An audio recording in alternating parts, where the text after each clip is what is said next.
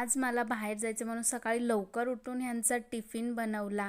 तर पहिलं दाखवते हे औषध. मी तर हे नॉर्मलच घेते, पण हे काय असं हेल्दी घेतात ना, मी कधी बघितलेलं नसतं, पण हेल्दी असतं म्हणे. तर ठीक आहे, जाऊ दे, घेऊ दे त्यांना हवं ते.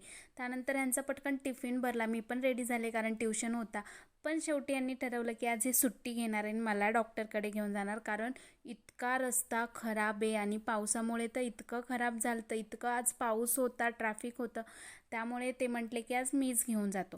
तर मला तर असं डॉक्टरकडे जाताना वाटत होतं की मी कुठे तर पिकनिकला जाते, कारण मध्ये वातावरण भयानक भारी होतं आणि मी आहे ना आतून स्कार्फ पण बांधलेला आणि वरून रेनकोट पण बांधलेलं, जरा वेगळंच काहीतरी होतं. आता कारण सांगते, कारण इतकी हवा लागते की माझं डोकं दुखेल. त्यामुळे येताना खूप खुश होती की आता डॉक्टरकडे जायचं माझं बंद झालं आहे.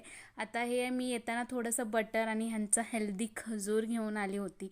त्यानंतर पावसातनं आलं त्यामुळे चहा बटर घेतला आणि रात्री मस्त जेवण केलं. तर हा मिनी ब्लॉग तुम्हाला कसा वाटला नक्की सांगा. लाईक करा.